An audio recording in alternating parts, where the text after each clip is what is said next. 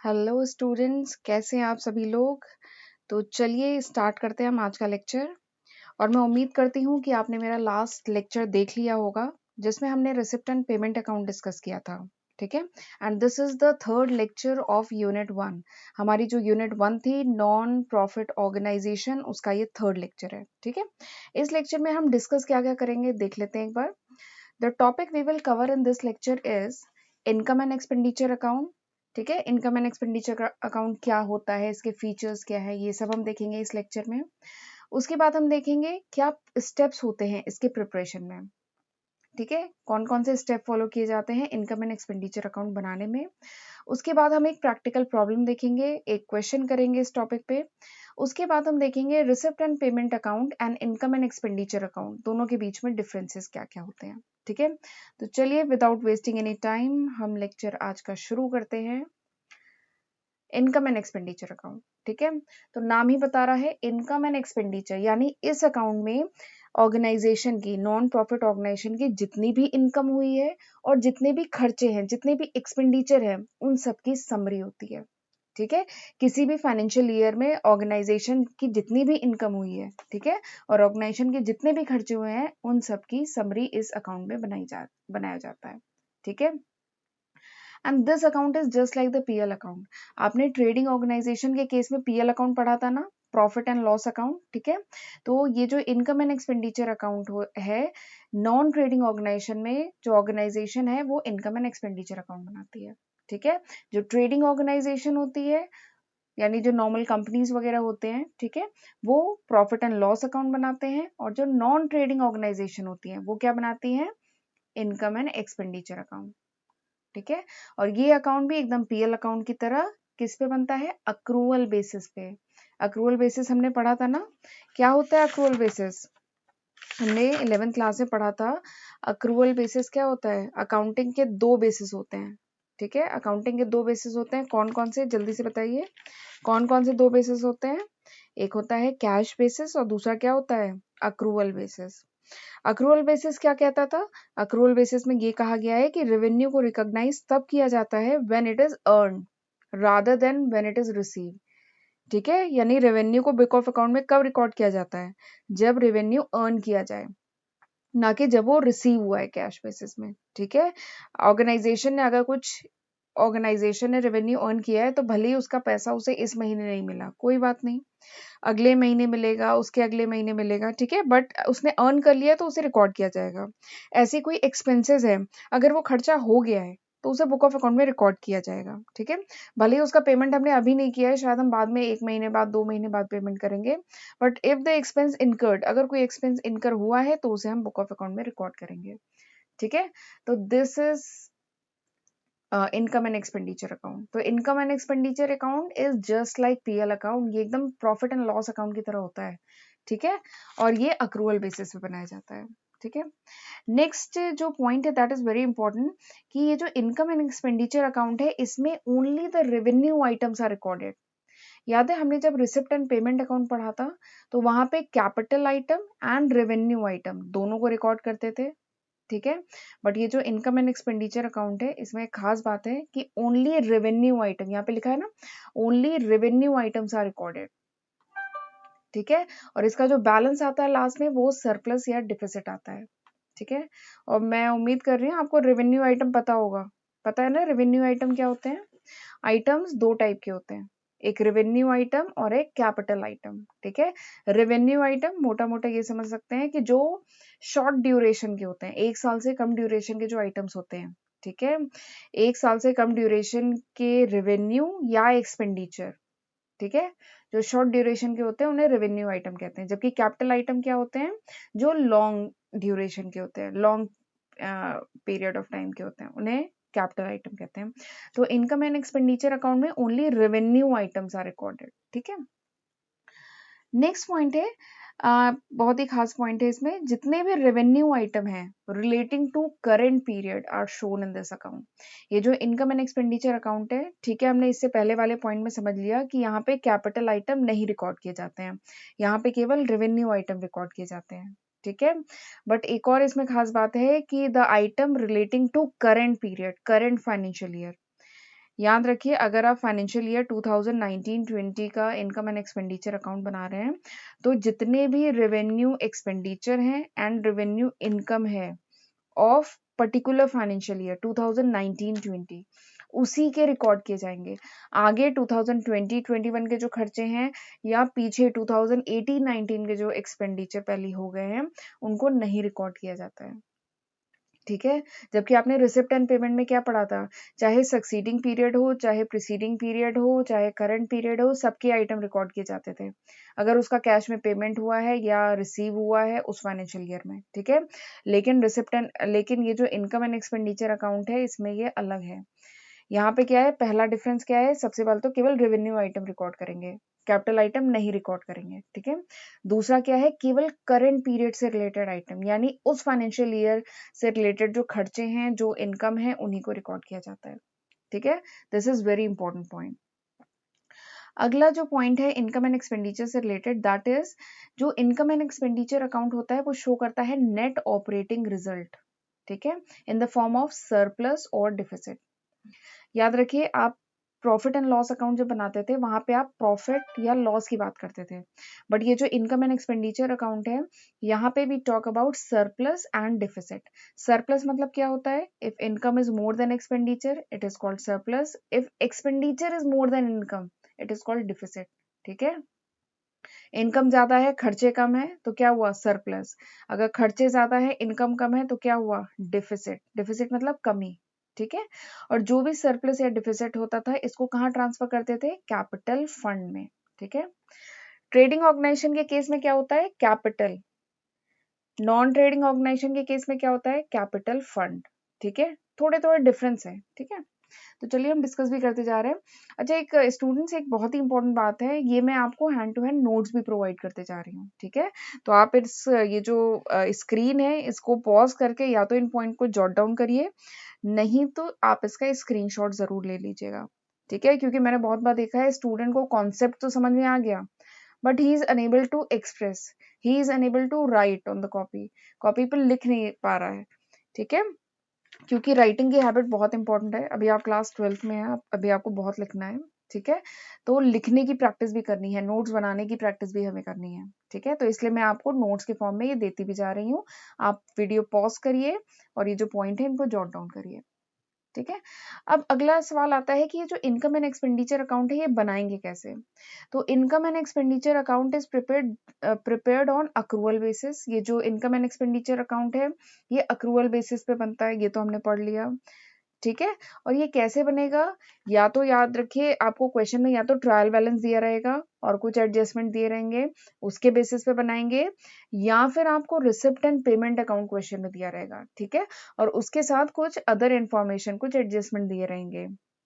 ठीक है, जैसे outstanding expenses, outstanding income, prepaid expenses, depreciation. ठीक है, तो कुछ एडजस्टमेंट दिए रहेंगे आपको रिसिप्ट एंड पेमेंट अकाउंट, और इन एडजस्टमेंट की मदद से आपको इनकम एंड एक्सपेंडिचर अकाउंट बनाना होगा। ठीक है, तो समझ में आ गया इनकम एंड एक्सपेंडिचर अकाउंट क्या होता है। It is just like the summary of all the income and all the expenditure of the organisation of the particular financial year. किसी पर्टिकुलर फाइनेंशियल ईयर में ऑर्गेनाइजेशन के जितने भी इनकम है, जितने भी खर्चे हैं, उन सब की समरी होता है। ठीक है, और दो कंडीशन है इसमें। दो कंडीशन क्या क्या है, कि पहली कंडीशन क्या है, only revenue items are recorded. दूसरी कंडीशन क्या है, only item which is related with the current period are recorded, यानी उस फाइनेंशियल ईयर से रिलेटेड जो आइटम्स हैं केवल उन्हीं को रिकॉर्ड किया जाता है। ठीक है, समझ में आ गया यहाँ तक। तो चलिए अब अगला टॉपिक देखते हैं। इसमें steps in the preparation of income and expenditure account. Income and expenditure account बनाएंगे कैसे। ठीक है, सबसे पहला तो स्टेप है कि आपको जो receipt and payment account question में आपको दिया रहा है उसको थॉरोली परस्यू करिए, उसको थॉरोली आप रीड करेंगे, समझेंगे। ठीक है, उसके बाद दूसरा स्टेप क्या है, याद रखिए ये जो इनकम एंड एक्सपेंडिचर अकाउंट होता है इसमें कोई ओपनिंग एंड क्लोजिंग बैलेंस नहीं होता है। ठीक है, opening and closing balance cash या बैंक का जो होता है that is not an income, वो कोई इनकम नहीं है, तो उसको नहीं रिकॉर्ड करेंगे ना। तो रिसिप्ट एंड पेमेंट अकाउंट में स्टार्टिंग में सबसे पहले क्या होता है, ओपनिंग बैलेंस होता है ना, लास्ट में क्या होता है, क्लोजिंग बैलेंस होता है ना। तो सबसे पहले उसको छोड़ देना, उसे एक्सक्लूड कर देना है। ठीक है, ये मैं आपको स्टेप बता रही हूँ कि अगर आपको क्वेश्चन में रिसिप्ट एंड पेमेंट अकाउंट दिया रहे उसकी मदद से इनकम एंड एक्सपेंडिचर कैसे बनेगा। वो मैं आपको बता रही हूँ। तो सबसे पहला स्टेप कि रिसिप्ट एंड पेमेंट को आप थॉरोली परस्यू करिए। दूसरा step, opening and closing balance आपको क्वेश्चन में दिया रहेगा, सबसे पहले तो उसको छोड़ दीजिए, उसको नहीं रिकॉर्ड करना है। क्यों नहीं रिकॉर्ड करना है? Because it is not an income. Next step क्या है कि जितने भी capital receipt and capital payment है, ठीक है, रिसिप्ट एंड पेमेंट अकाउंट में जितने भी कैपिटल रिसिप्ट होगी और जितने भी कैपिटल पेमेंट है उनको भी छोड़ देना है। क्यों छोड़ देना है? क्योंकि हम जानते हैं इनकम एंड एक्सपेंडिचर अकाउंट में we record only revenue items, ठीक है। उन सबको जो कैपिटल रिसिप्ट या कैपिटल पेमेंट है उन सबको कहाँ ट्रांसफर किया जाएगा या उन सबको कहाँ रिकॉर्ड किया जाएगा? बैलेंस शीट में, ठीक है। तो उनको भी हमें छोड़ देना है। अगली चीज क्या है कि हमें केवल रेवेन्यू रिसिप्ट को रिकॉर्ड करना है, ठीक है। जो रिसिप्ट एंड पेमेंट अकाउंट है उसमें जितनी भी रेवेन्यू रिसिप्ट आपको क्वेश्चन में दी रहेगी उन सबको कहाँ पे रिकॉर्ड करेंगे? इनकम साइड में, इनकम एंड एक्सपेंडिचर अकाउंट के इनकम साइड में उसको रिकॉर्ड करेंगे, ठीक है। और कुछ एडजस्टमेंट भी हमें करने होंगे। एडजस्टमेंट क्या क्या करने होंगे कि जितने भी item related with the preceding period या जितने भी item related with the succeeding period, ठीक है, उन सबको क्या करना पड़ेगा? एक्सक्लूड। और इंक्लूड किसे करना होगा? जितने भी item which is related with the current year, जो इस करंट ईयर से रिलेटेड जितने आइटम है उनको इंक्लूड करना होगा, ठीक है। तो ये चौथा स्टेप हो गया। अगला स्टेप क्या होगा? अगला स्टेप होगा कि जितने भी रेवेन्यू एक्सपेंसेस हैं, ठीक है, उन सबको रिकॉर्ड किया जाएगा। किस साइड? Expenditure side. अभी मैं आपको फॉर्मेट बताऊंगी। इनकम एंड एक्सपेंडिचर अकाउंट के एक्सपेंडिचर साइड में रिकॉर्ड किया जाएगा, ठीक है। थोड़े से एडजस्टमेंट किए जाएंगे, जो भी item related with the current period उन्हें ही रिकॉर्ड किया जाएगा, ठीक है। अच्छा, नेक्स्ट ये जो पॉइंट है that is also very important. जो रिसिप्ट एंड पेमेंट अकाउंट था वहां पे हम नॉन कैश आइटम नहीं कंसीडर करते थे ना, जैसे डेप्रिसिएशन होता था, प्रोविजन ऑफ बैड डेप्ट होता था, वो नहीं रिकॉर्ड करते थे। नॉन कैश आइटम वहां नहीं रिकॉर्ड होते थे। लेकिन ये जो इनकम एंड एक्सपेंडिचर अकाउंट है यहाँ पे हम नॉन कैश आइटम भी रिकॉर्ड करेंगे, जैसे ये जो डेप्रिसिएशन ऑफ फिक्स एसेट है, प्रोविजन ऑफ बैड डेप्ट है, profit and loss on sale of fix asset है, इनको यहाँ पे रिकॉर्ड किया जाएगा, ठीक है। ये बात समझ में आई? तो चलिए अब हम आगे बढ़ते हैं। अब फाइनली हम लोग देखते हैं एक प्रैक्टिकल क्वेश्चन, तो ये कॉन्सेप्ट और अच्छे से हमें समझ में आ जाएगा, ठीक है। चलिए क्वेश्चन देखते हैं। ये क्वेश्चन है, इसमें आपको receipt and payment account question में दिया गया है, you need to make income and expenditure account, ठीक है। तो सबसे पहले तो फॉर्मेट देख लेते हैं कैसे बनेगा format. Income and expenditure account simply एक अकाउंट है, ठीक है। इनकम एंड एक्सपेंडिचर अकाउंट किस टाइप का अकाउंट है? It is a nominal account, ये एक नॉमिनल अकाउंट है, ठीक है। नॉमिनल अकाउंट में क्या होता है? नॉमिनल अकाउंट से रिलेटेड रूल हम जानते हैं, क्या रूल है? Debit all the expenses and losses and credit all income and gain. तो हम फॉर्मेट बनाएंगे, टी शेप फॉर्मेट होगा इनकम एंड एक्सपेंडिचर अकाउंट का। डेबिट साइड क्या होगा? एक्सपेंडिचर, फिर अमाउंट, फिर इनकम एंड अमाउंट। ये बात तो समझ में आई। क्रेडिट साइड इनकम होगा, डेबिट साइड एक्सपेंडिचर होगा, ठीक है। ये बन गया फॉर्मेट आपका, ठीक है। अब चलिए देखते हैं क्वेश्चन क्या है। From the receipt and payment account given below, आपको ये जो रिसिप्ट एंड पेमेंट अकाउंट दिया गया है, prepare the income and expenditure account of clean Delhi club for the year ended 31 March 2014। 31 March 2014 financial year close हो रहा है, उसके लिए आपको इनकम एंड एक्सपेंडिचर अकाउंट बनाना है क्लीन दिल्ली क्लब का, ठीक है। चलिए बनाना शुरू करते हैं। तो रिसिप्ट एंड पेमेंट अकाउंट है, कुछ ओपनिंग बैलेंस दिया है, फिर कुछ रिसिप्ट्स दी है, ठीक है, फिर इधर कुछ पेमेंट्स दिए हुए हैं, ठीक है। तो चलिए बनाते हैं फिर। तो सबसे पहले क्या लिखते थे? लिखते क्या है कि books of clean Delhi club, ये हमने ऑर्गेनाइजेशन का नाम लिखा। फिर नेक्स्ट लाइन में लिखते हैं कि income and expenditure account for the year ended 31 मार्च 2014, ठीक है। चलिए अब फिर नेक्स्ट लाइन में हम बनाते हैं। तो एक्सपेंडिचर साइड में अब मैंने क्या पहला स्टेप बताया था? सबसे पहले तो ओपनिंग और क्लोजिंग बैलेंस, इसे एक्सक्लूड करना है, इसे नहीं रिकॉर्ड करना है, पहला स्टेप, ठीक है। दूसरा स्टेप क्या करना था? जितने भी कैपिटल आइटम है उन्हें छोड़ देना है। We will record only revenue item, हम केवल रेवेन्यू आइटम रिकॉर्ड करेंगे। रेवेन्यू आइटम मतलब शॉर्ट टर्म के जो आइटम है उन्हें रिकॉर्ड करेंगे, ठीक है। तो चलिए हम एक्सपेंडिचर साइड चलिए पहले रिकॉर्ड करते हैं। तो एक्सपेंडिचर साइड में क्या होगा? तो इधर जो हमने पेमेंट है, रिसिप्ट एंड पेमेंट अकाउंट के जो पेमेंट साइड में है, ठीक है, जो पेमेंट किए हैं वो खर्चे ही तो है, ठीक है। तो जितने भी पेमेंट साइड के आइटम है उन्हें हम कंसीडर करेंगे एक्सपेंडिचर साइड रिकॉर्ड करने के लिए, ठीक है। इसमें अब हम देखेंगे कौन कौन से आइटम क्या है, रेवेन्यू नेचर के यानी शॉर्ट ड्यूरेशन के हैं। तो पहला आइटम क्या है, पहला है सैलरी। सैलरी शॉर्ट ड्यूरेशन का है ना, तो हम उसको एक्सपेंडिचर साइड में रिकॉर्ड करेंगे, तो सैलरी आ गया। दूसरा क्या है, रेंट। रेंट भी शॉर्ट ड्यूरेशन का है, हर महीने रेंट पे किया जाता है, सैलरी हर महीने पे की जाती है, ठीक है, शॉर्ट ड्यूरेशन का है। अगला क्या है, इलेक्ट्रिसिटी, वो भी 1 ईयर का है, हर मंथ पे किया जाता है। अगला क्या है, टैक्सेस, ये भी ईयरली पे किए जाते हैं, ठीक है, शॉर्ट ड्यूरेशन का है। अगला क्या है, प्रिंटिंग एंड स्टेशनरी, ये भी शॉर्ट ड्यूरेशन का खर्चा है। अगला क्या है, सन्ड्री एक्सपेंसेस, ये भी रेवेन्यू नेचर है, ठीक है। फिर अगला क्या है, बुक परचेज्ड। याद रखिए अगर कोई लाइब्रेरी है उसने बुक परचेज की है तो वो तो उसके मेन एसेट्स में आता है, तो ये कैपिटल नेचर है, ठीक है। तो बुक परचेज रेवेन्यू नेचर नहीं है, ये कैपिटल नेचर है, ठीक है, तो इसे नहीं रिकॉर्ड करेंगे। गवर्नमेंट बॉन्ड परचेज, ये भी कैपिटल नेचर है, this is not revenue nature, तो इसे भी नहीं रिकॉर्ड करेंगे।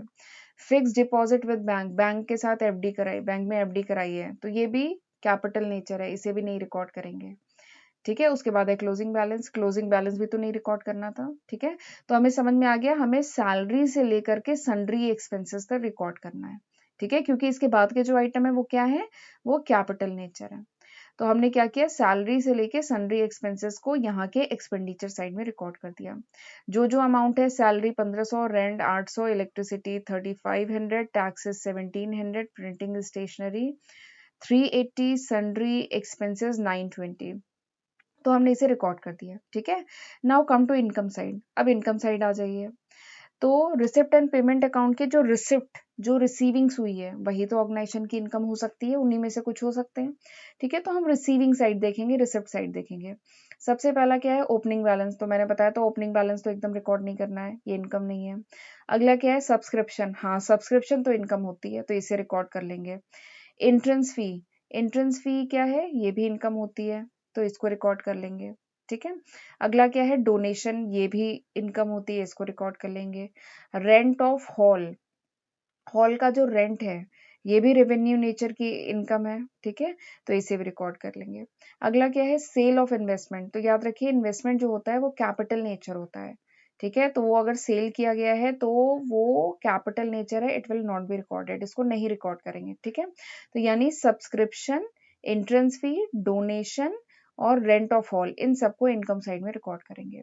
तो जब आपने रिकॉर्ड किया तो आपने फिर ये 4 आइटम है, और तो कोई आइटम इसमें बचा नहीं है जो रेवेन्यू नेचर का हो। तो अब क्या करेंगे, इसे बैलेंस करेंगे। बैलेंस कैसे करते थे, आप डेबिट साइड को सम करिए, क्रेडिट साइड को सम करिए, और जिस साइड कम आ रहा है, ठीक है, उस तरफ हम बैलेंसिंग फिगर ऐड करते हैं। तो यहाँ पे जब इनकम साइड को सम किया गया तो पाया गया इट इज 27,000, जबकि एक्सपेंडिचर साइड को सम किया गया तो अमाउंट कम आया। तो जो डिफरेंस अमाउंट है, डिफरेंस अमाउंट है 18,200, तो उसे हमने डेबिट साइड में ऐड किया, ठीक है। तो अगर इनकम ज्यादा है, खर्चे कम है, तो क्या आएगा, सरप्लस, और सरप्लस किस साइड ऐड किया जाएगा, डेबिट साइड, ठीक है। तो इसीलिए यहाँ पे सरप्लस आया है, और कितना आया है, 18,200। तो समझ में आ गया, बहुत आसान होते हैं इसके क्वेश्चन करना, ठीक है। तो इस तरीके से आप रिसिप्ट एंड पेमेंट अकाउंट की मदद से you can make income and expenditure account. आप बहुत आसानी से इनकम एंड एक्सपेंडिचर अकाउंट बना सकते हैं, ठीक है। तो ये न्यूमेरिकल था, चलिए अब आगे बढ़ते हैं। अब हम देखेंगे कुछ differences, income and expenditure account और रिसिप्ट एंड पेमेंट अकाउंट के बीच में कुछ डिफरेंसेस डिस्कस करना है, ठीक है। वैसे ये डिफरेंस आपको पहले से ही आते हैं, क्योंकि आपने अच्छे से, आप मुझे लगता है कॉन्सेप्ट समझ लिया होगा कि रिसिप्ट एंड पेमेंट अकाउंट क्या है और इनकम एंड एक्सपेंडिचर अकाउंट क्या है, ठीक है। तो चलिए देखते हैं क्या डिफरेंस है। पहला difference related with nature, nature का डिफरेंस है। याद रखिए income and expenditure account is just like PL account, ये एकदम पीएल अकाउंट की तरह है। लेकिन रिसिप्ट एंड पेमेंट अकाउंट क्या था, it is a summary of cash book, cash book की समरी थी ना, जितने कैश ट्रांजेक्शन थे रिकॉर्ड किए जाते थे। दूसरा डिफरेंस क्या है, नेचर ऑफ आइटम। ये जो इनकम एंड एक्सपेंडिचर अकाउंट है, यहाँ पे केवल रेवेन्यू नेचर के आइटम रिकॉर्ड करेंगे, ठीक है, जबकि रिसिप्ट एंड पेमेंट में क्या होता था, रेवेन्यू या कैपिटल दोनों टाइप के आइटम रिकॉर्ड करते हैं, ठीक है। तीसरा डिफरेंस क्या है, रिलेटेड विथ पीरियड, ठीक है। जो इनकम एंड एक्सपेंडिचर अकाउंट है उसमें the item which is related with current period, जो करंट पीरियड से रिलेटेड आइटम है केवल उन्हीं को रिकॉर्ड करते हैं। जबकि रिसिप्ट एंड पेमेंट में हमने पढ़ा था ना, वहां पे चाहे प्रीसीडिंग पीरियड के हों चाहे सक्सीडिंग पीरियड के हों, चाहे पिछले साल के खर्चे हों चाहे आने वाले साल के खर्चे हों, बट अगर उसका पेमेंट इस फाइनेंशियल ईयर में आपने किया है तो उसे रिकॉर्ड करेंगे। ठीक है, ये बहुत ही इंपॉर्टेंट डिफरेंस है। नेक्स्ट डिफरेंस क्या है, debit side. Income and expenditure account के डेबिट साइड में क्या रिकॉर्ड करते हैं एक्सपेंसेस रिकॉर्ड करते हैं ना, लॉसेस रिकॉर्ड करते हैं ना। जबकि रिसिप्ट एंड पेमेंट अकाउंट के डेबिट साइड में क्या रिकॉर्ड करते हैं, रिसिप्ट्स, जो भी कैश रिसीव हो रहा है। ठीक है। क्रेडिट साइड में क्या रिकॉर्ड करते हैं, इनकम एंड एक्सपेंडिचर अकाउंट के क्रेडिट साइड में इनकम एंड गेन रिकॉर्ड करते हैं, और credit receipt and payment account के क्रेडिट साइड में क्या रिकॉर्ड करते हैं, इसमें रिकॉर्ड करते हैं पेमेंट्स। ठीक है। अगला डिफरेंस क्या है, डेप्रीशिएशन का डिफरेंस है। ठीक है, जो इनकम एंड एक्सपेंडिचर अकाउंट है, ठीक है, उसमें हम डेप्रीशिएशन, जो नॉन कैश आइटम है उन्हें हम रिकॉर्ड करते हैं। ठीक है। जबकि रिसिप्ट एंड पेमेंट अकाउंट में क्या होता है, हम डेप्रीशिएशन नहीं रिकॉर्ड करते थे, जो भी नॉन कैश आइटम है उन्हें हम नहीं रिकॉर्ड करते थे। ठीक है। अगला डिफरेंस क्या है, ओपनिंग और क्लोजिंग बैलेंस का। हम जानते हैं इनकम एंड एक्सपेंडिचर अकाउंट में there is no opening balance, कोई ओपनिंग बैलेंस नहीं होता है। ठीक है। जबकि रिसिप्ट एंड पेमेंट अकाउंट में क्या करते थे, ओपनिंग बैलेंस होता था ना, कैश इन हैंड या कैश एट बैंक या ओवरड्राफ्ट, ये ओपनिंग बैलेंस होता था। और क्लोजिंग बैलेंस की बात करें तो इनकम एंड एक्सपेंडिचर अकाउंट में क्या होता था, क्लोजिंग बैलेंस, जो भी डिफरेंस आता था, सरप्लस या डिफिसिट। ठीक है। जबकि रिसिप्ट एंड पेमेंट अकाउंट में क्लोजिंग बैलेंस क्या होता है, कैश इन हैंड या कैश एट बैंक या बैंक ओवरड्राफ्ट, ये होता था रिसिप्ट एंड पेमेंट अकाउंट का क्लोजिंग बैलेंस। ठीक है। तो this is the difference between income and expenditure account and revenue and payment account. So this was all about this lecture. मैं उम्मीद करती हूँ कि आपको ये कॉन्सेप्ट अच्छे से समझ में आया होगा। ठीक है। अगर ये वीडियो आपको अच्छा लगा तो ज़रूर अपने फ्रेंड्स के साथ इसको ज़रूर शेयर करिएगा। ठीक है। Thank you and have a good day.